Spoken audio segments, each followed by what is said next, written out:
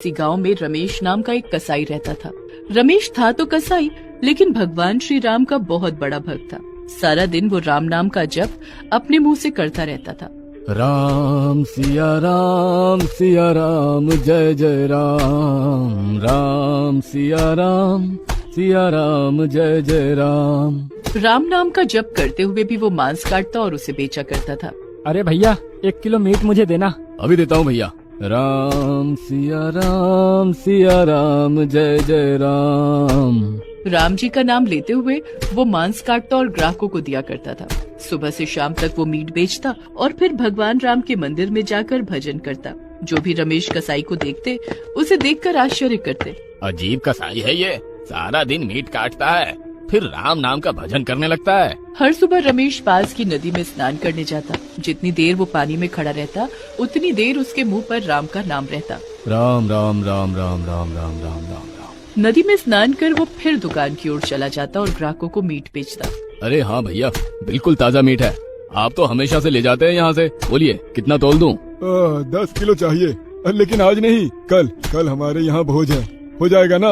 अरे हाँ भैया, जरूर हो जाएगा। कसाई के पास मीट नहीं होगा तो फिर क्या होगा? राम राम राम जय सिया राम। रमेश हमेशा राम का नाम तो लेता ही था, दूसरा वो अपनी कमाई में से आधे से अधिक दान कर दिया करता था।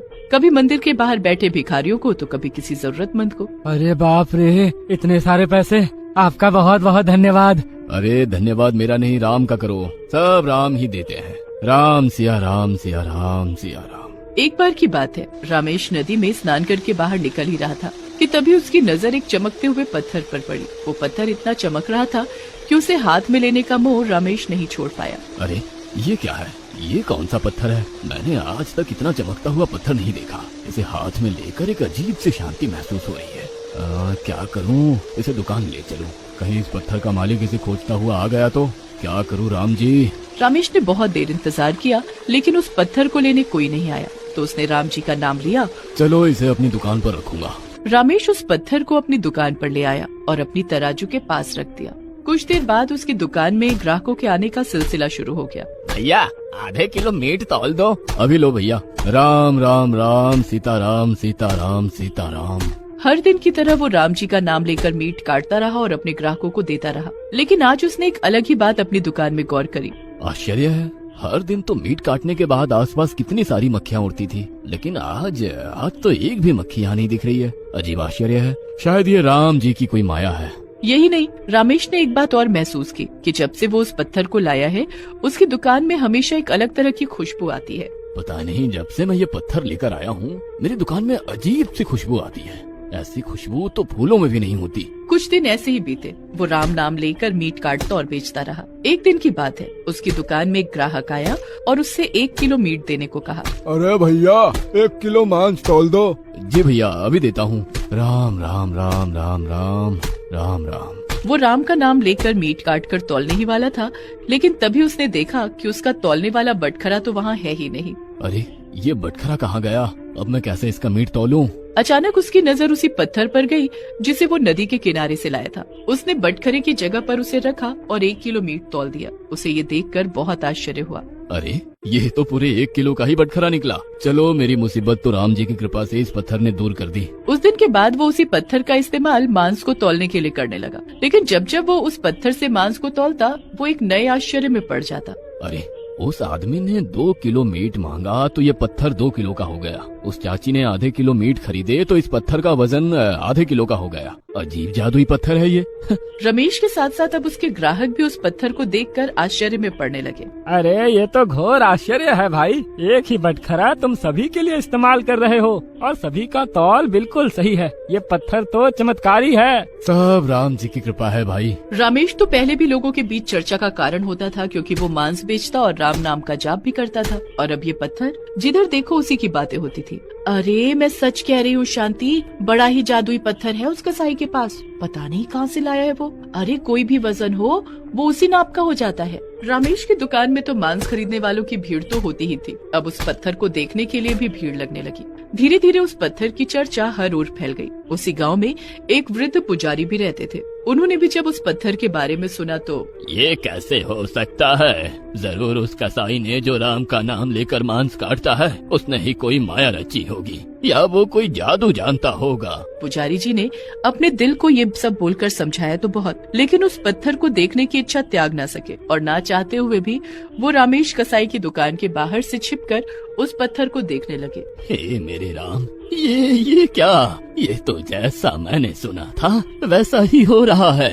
ये पत्थर तो जादुई है। पुजारी जी उस पत्थर को लगातार घूर घूर कर देखते रहे और फिर अचानक पत्थर में एक ऐसी चीज देखी जिसे देखकर उनके मुंह से निकला, हे भगवान, ये पत्थर नहीं, ये तो मुझे उस कसाई को बताना ही होगा, नहीं तो अनर्थ हो जाएगा। पुजारी जी भागे भागे रामेश कसाई की दुकान पर गए और उससे कहा, अरे भाई, ये तुम क्या कर रहे हो?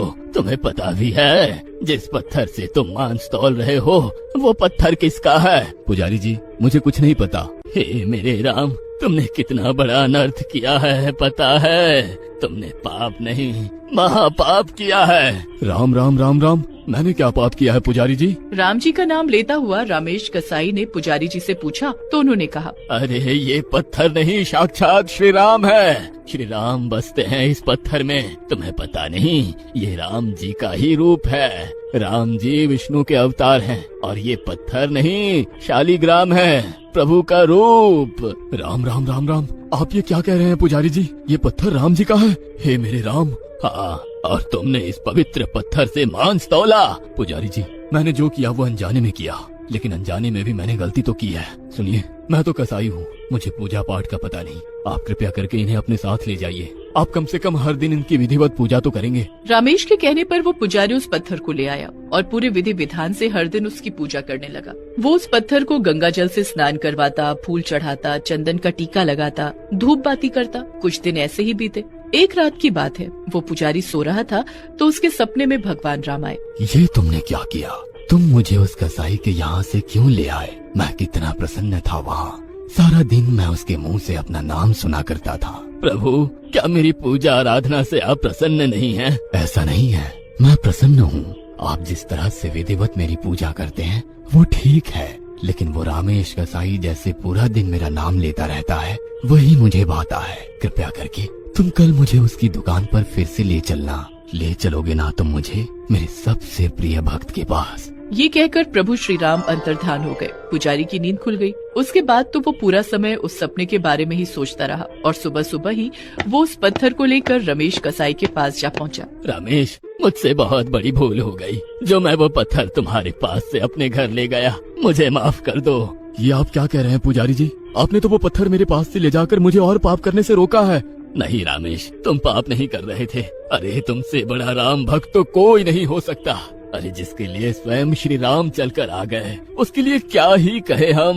उसके बाद पुजारी जी ने सपने की बात रामेश को बताई। रामेश ने जब ये सुना तो उसकी आंखें भर आईं। वो दहाड़े मारकर रोने लगा। क्या कहा आपने?